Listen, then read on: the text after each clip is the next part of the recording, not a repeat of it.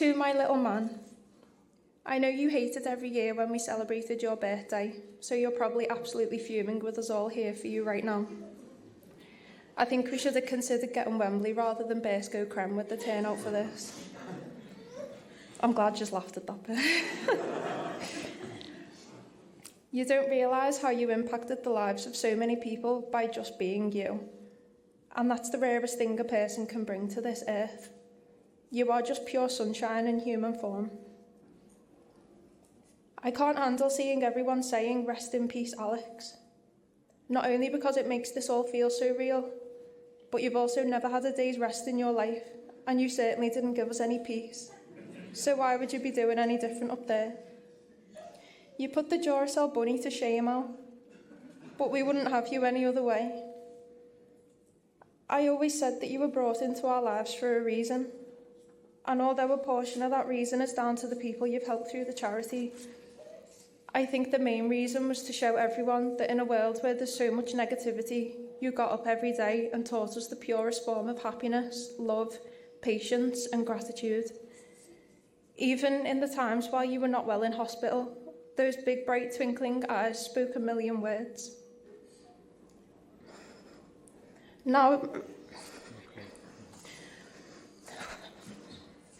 Now every day and night I look for that sparkle in the skies.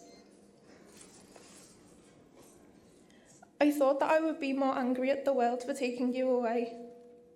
But in every moment of pain, sadness and heartbreak, all of that emotion soon manifests into the unconditional love that I have for you.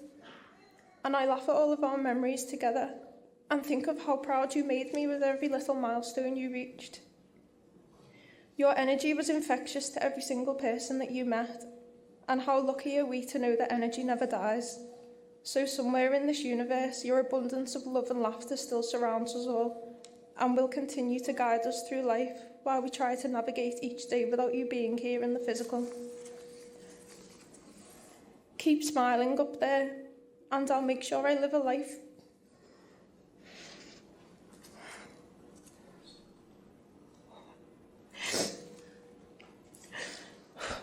Keep smiling up there. I can't finish the sentence.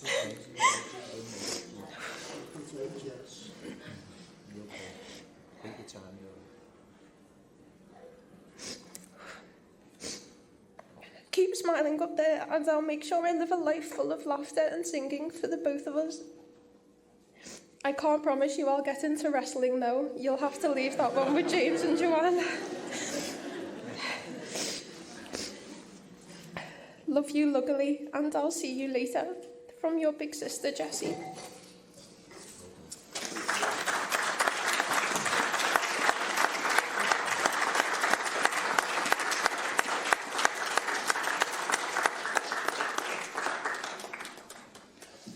Well done, Jess.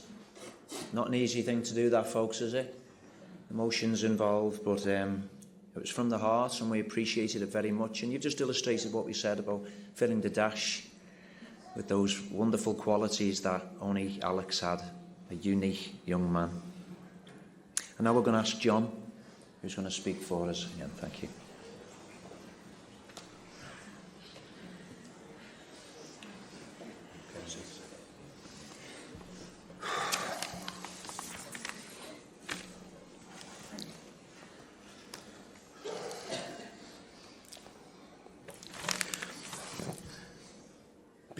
Before I start, I want to thank you all for gathering here today to celebrate the life, not the death of Alex. As I stand before you, I can't help but remember those big green eyes of his, always sparkling with happiness, love and mischief. He had a smile that could light up the darkest of days, and a sense of humour that could make even the grumpiest of people crack the biggest smile and laugh. Just ask his granddad, Alec. He was known as Grumps to us. Alex's strength and courage was like none other, and his love and heart and kindness touched everyone who crossed his path. He had this way of approaching life with such enthusiasm and imagination, making every moment an adventure in his life and a journey of discovery. His inspirational spirit left a legacy, not just for us, but for other children and adults like him, and parents like Sue and I, who learn to embrace the world through their own child's eyes and understand with the right support and love, their child can and will reach their full potential in life. Alex taught us that love knows no bounds and that laughter, singing and dancing is the best medicine. He may have left us far too soon, but in his short time here, he created a tidal wave of joy, love and compassion that will continue to spread long after his passing and from this day forward. Now that you've heard the nice and sweet side of Alex, let me tell you now, he was also the biggest pain in the arse. He knew how to wrap everyone round his fingers, and it was his way or no way. Communication and engagement was an important aspect in Alex's life. He thrived on it, and he loved it.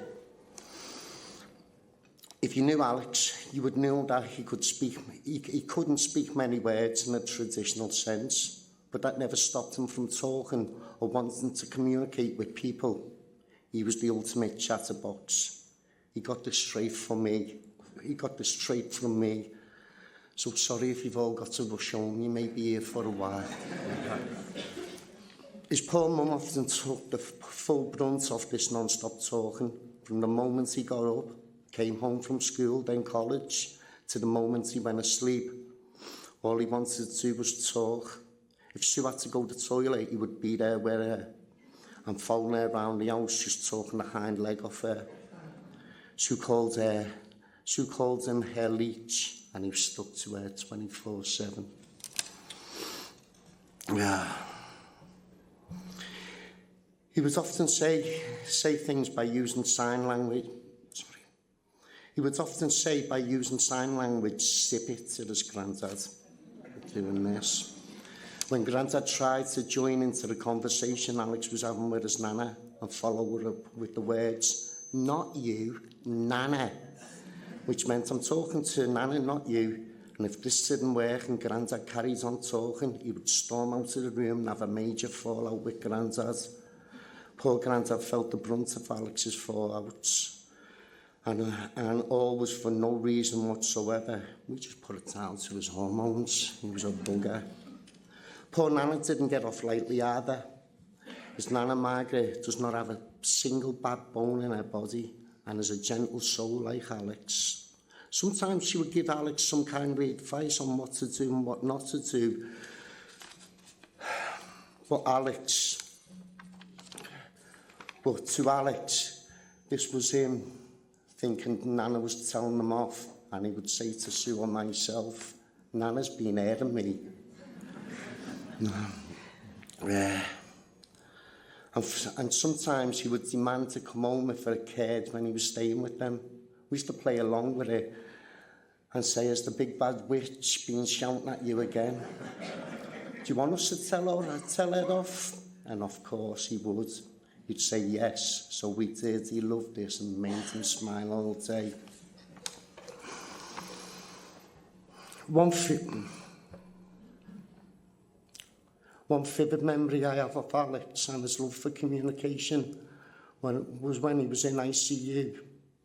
He'd just woken fully from an induced coma and was intubated on a ventilator. And he recognised that I was at his side. With the strength he had, he used a mixture of sign language and some words and begged me to take the tube out and take him home. This upset me as I had to say to him, "I couldn't, son. You're in the best place." He pleaded once more and said, "Dad, please take me home." And I said, "I can't, son. I can't." And then without a thought, out of the blue, he stuck 2 fingers up to me.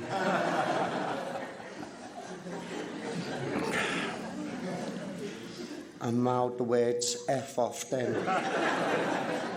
closed his eyes and wouldn't speak to me for an hour. At that moment, I laughed out loud and said, "My son is back with us." The nurse caring for him at the time was worried about him and asked what did he say or do to cause him to act this way. When I told them, they laughed their heads off and said, "Well, he's truly back, isn't he?" They never saw this side of Alex, my sweet angel, my ass. The shutting off his eyes was a common trait with Alex. When he didn't want to do things or listen. I recall Sue and I had to attend the head teacher's office in Summerhill when he was 7 for refusing to do his work in class. While the head teacher was diplomatically telling him off and explaining the importance of doing his work, Alex just closed his eyes and blanked every word she said out. We had to explain to her, "You have no chance of getting through to him." She wouldn't give up, and neither would he. It was embarrassing, but funny at the same time. Months after that talk, Alex decided he didn't belong in a mainstream school. And well, he moved on, and his real education in life and love for school began in Roland Park. This school was the making of him and helped create the person who he was. But schoolwork, more so homework, was off limits. His teacher realised this when she attended our home with the biggest pile of homework to see him through the COVID period, the lockdown period. He was so excited to see her, but once he saw the homework, he said, "No work, miss." Well, after she left, Alex led me straight to the kitchen and pointed to the bin. An argument developed, but as always, he got his own way, and yes, the work went into the bin. He had the biggest smile on his face for the rest of the day. I could go on and on and on talking about Alex's personality, the good, the bad, sometimes the ugly. But I know if you've had the pleasure of meeting Alex and being around him, you knew who he was. Now, I'd like to recite something I wrote for Alex to explain how Sue and I will remember him, past, present and future.